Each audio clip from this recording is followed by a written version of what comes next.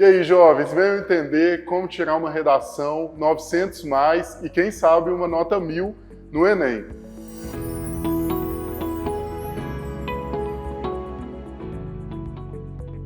Quando a gente fala de redação, é importante vocês entenderem que a relevância dela para o Enem, para a composição da sua nota, é muito grande. E um nível que você comete ali de desvio em alguma competência diminui uma quantidade considerável de pontos na sua nota final. Por isso, a primeira coisa que a gente precisa fazer é ter uma atenção especial à leitura da proposta de redação. A proposta de redação, por mais que a gente geralmente não copie os textos motivadores, ela é um guia, um norte para aquilo que o exame está querendo de você enquanto um jovem estudante, cidadão no mundo, para poder desenvolver o seu texto dissertativo argumentativo. Lembrando que o dissertativo é porque o texto vai falar, vai discorrer de um determinado assunto.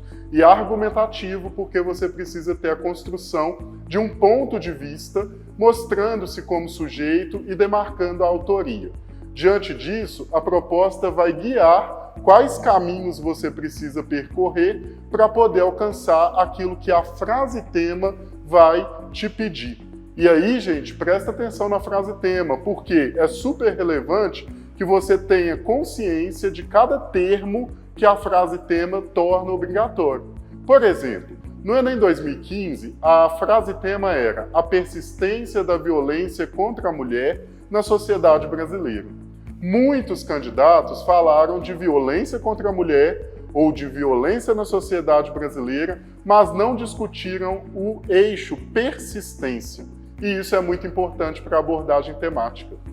Quando houve esse tema no Enem, havia vários textos motivadores que te guiavam para um desenvolvimento argumentativo muito relevante na sua redação. E isso aconteceu em vários anos, por exemplo, quando a gente fala dos estigmas associados à saúde mental. Para quem não sabia o que era estigma, tinha um texto motivador falando o que era estigma, qual a definição de estigma.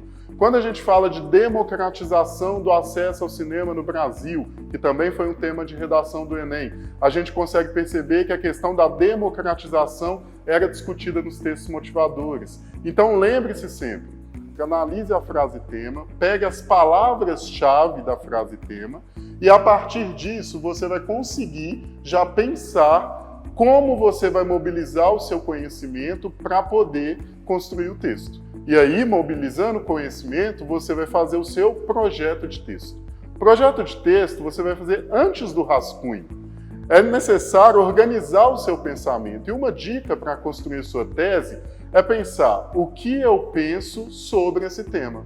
Então, se eu falo, por exemplo, da persistência da violência contra a mulher na sociedade brasileira, o que eu penso sobre esse tema? Se eu falo dos estigmas associados à saúde mental, o que eu penso sobre esse tema? Se eu falo da formação educacional de surdos no Brasil, o que eu penso sobre esse tema? A sua tese vai nascer daí. É o seu ponto de vista, o seu posicionamento.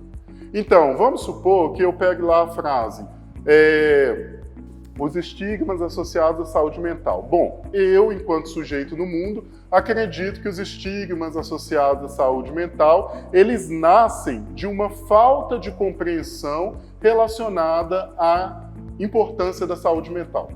Então, se as pessoas não entendem a importância da saúde mental, de se discutir a saúde mental, elas vão construir um estigma em relação a isso. Aquilo que a gente não conhece, a gente não vai lidar bem. Então, diante dessa perspectiva, é interessante pensar que a tese vai surgir do pensamento do sujeito que está escrevendo. E dentro dessa ideia, você vai construir o seu projeto de texto, indicando quais os 2 pontos que justificam o seu posicionamento. Então, se você acredita que, por exemplo, a saúde mental não é discutida e o fato dela não ser discutida é que causa o estigma, vamos pensar por que ela não é discutida. Então, talvez é uma questão educacional, é uma questão familiar, é uma questão, por exemplo, da formação do sujeito, e aí você já vai construindo o seu projeto de texto. Então, vamos retomar. Leitura da frase-tema, super importante. Marcação dos eixos, das palavras-chave de cada frase-tema que você estiver trabalhando, não só no Enem, mas em qualquer vestibular. Segundo, leitura da proposta de redação, identificação de como cada texto motivador vai te ajudar. Terceiro, construção do projeto de texto. Pensando nessa ideia, eu te convido para nos próximos vídeos a gente verificar as competências do Enem, como elas funcionam, o que você não pode deixar de abordar para que o 1000 chegue. Se não o 1000, os 900 mais. E uma coisa importante, lembre-se que você faz parte de uma escola inaciana e busque o seu Magis, o melhor que você pode ser nas condições que você tem. Confie no seu processo e não esqueçam que a gente está junto e estamos com vocês. Até mais, gente!